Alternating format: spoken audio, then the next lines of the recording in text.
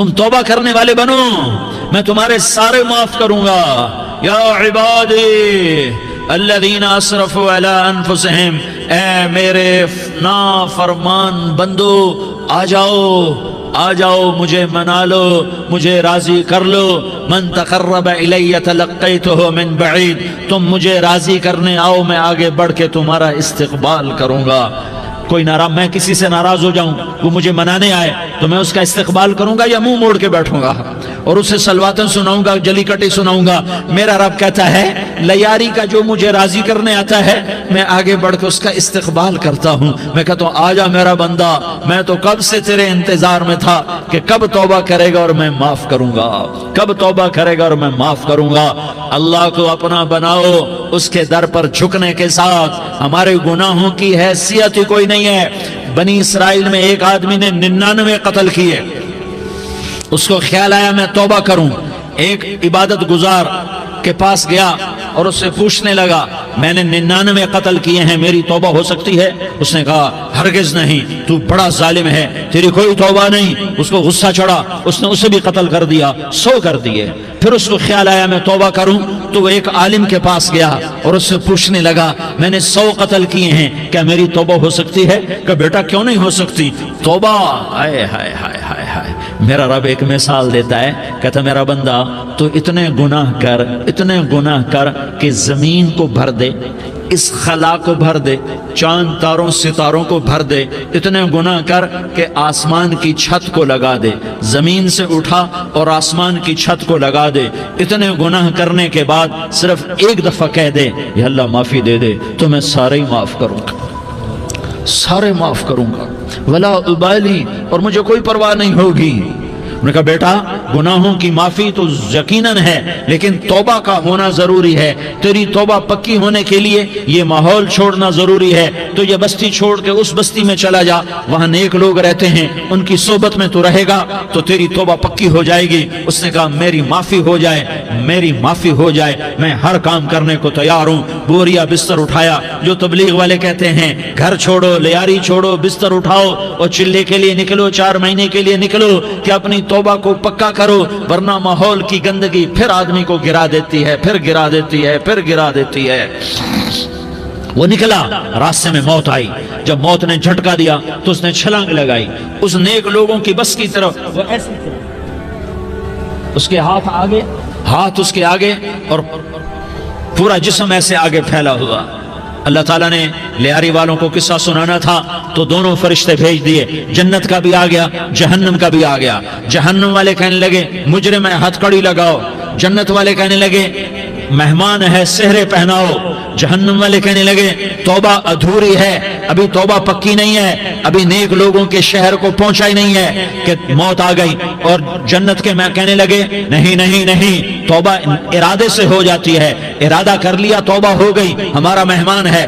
اللہ نے تیسرا فرشتہ بھیجا، جاؤ فیصلہ کرو۔ کیا فیصلہ کرو؟ وہ یہاں مرا پڑا ہے، یہ اس کی بستی ہے، یہ نیک لوگوں کی بستی ہے، وہ یہاں مرا پڑا تھا۔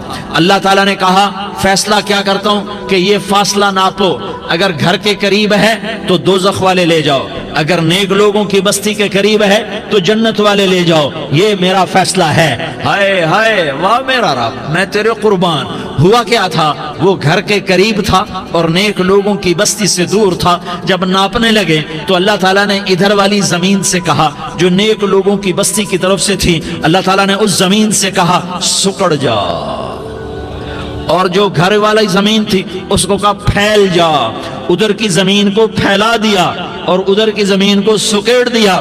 جب ناپا گیا تو وہ نیک لوگوں کی بستی کے قریب ہوا۔ اللہ نے کہا لے جاؤ جنت میں، ہم نے معاف کر دیا۔ اور یہ تو بنو اسرائیل کا آدمی ہے، ہم تو محمد مصطفیٰ صلی اللہ علیہ وسلم کے امتی ہیں۔ ایک بنو اسرائیل کا آدمی، اس کا نام تھا کفل، اور روزانہ رات کو نئی لڑکی اس کے پہلو میں آتی، شراب کا دور چلتا اور زنا کا سے منہ کالا کرتا۔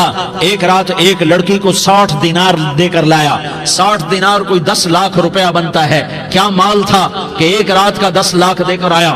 جب کمرے میں داخل ہوا تو وہ لڑکی رو رہی تھی، تو کفل نے پوچھا کیوں رو رہی ہو؟ میں نے زبردستی تو نہیں کیا۔ تو وہ اس نے روتے ہوئے کہا کفل میں پیشہ ور عورت نہیں ہوں، میں عزت دار عورت ہوں، مجھے بھوک نے یہاں تک پہنچایا ہے۔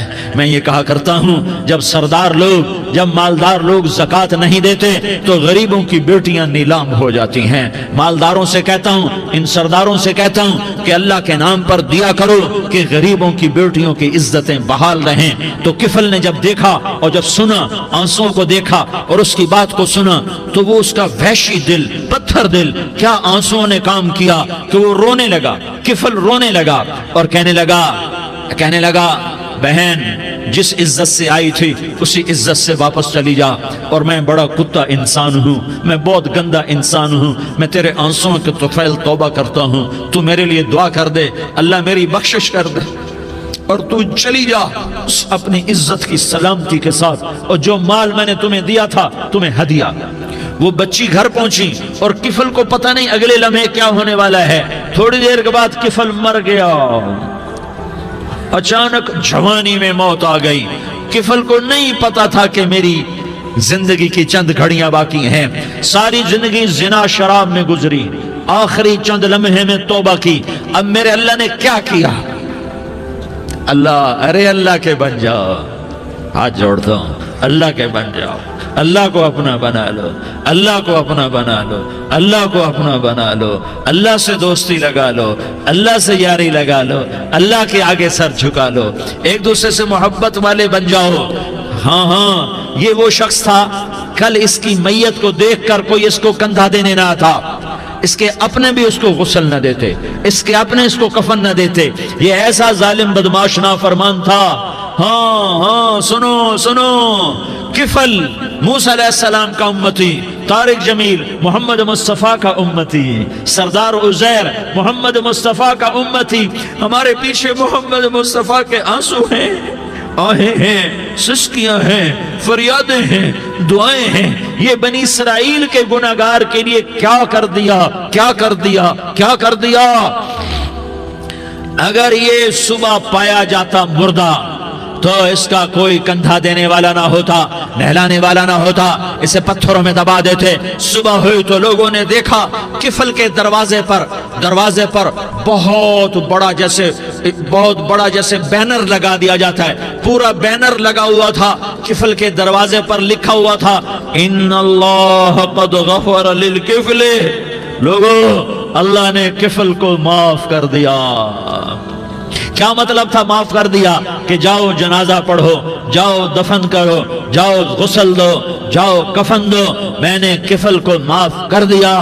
میرے بھائیو اپنے اللہ سے اپنا تعلق بناؤ، اور اللہ سے تعلق بنتا ہے توبہ کے ساتھ، اس کے در پر حاضری دینے کے ساتھ، اور محمد مصطفیٰ صلی اللہ علیہ وسلم کی غلامی کے ساتھ۔ اللہ کو ایک ہی ہستی سے پیار ہوا، وہ محمد الرسول اللہ ہیں، ایک ہی سے محبت کی، وہ محمد الرسول اللہ ہیں، ایک کو اپنا حبیب بنایا، وہ محمد الرسول اللہ ہیں، ایک کو خاتم الانبیاء بنایا، وہ محمد الرسول اللہ ہیں، ایک کو حبیب اللہ بنایا، وہ محمد الرسول اللہ ہیں، ایک کو سارے عالم کا نبی بنایا، وہ محمد الرسول اللہ ہیں، ایک کو رحمت للعالمین بنایا، وہ محمد الرسول اللہ ہیں، ایک کو شافع محشر بنایا، وہ محمد الرسول اللہ ہیں، ایک کو ساقی کوثر بنایا، وہ محمد الرسول اللہ ہیں، ایک کے ہاتھ میں چابی پکڑائی وہ جنت کی، وہ محمد الرسول اللہ ہیں، ایک کے لیے جنت کو مزین مسخر فرمایا، اور آپ کے بغیر جنت کے دروازہ نہیں کھل سکتا اس کا اعلان فرمایا،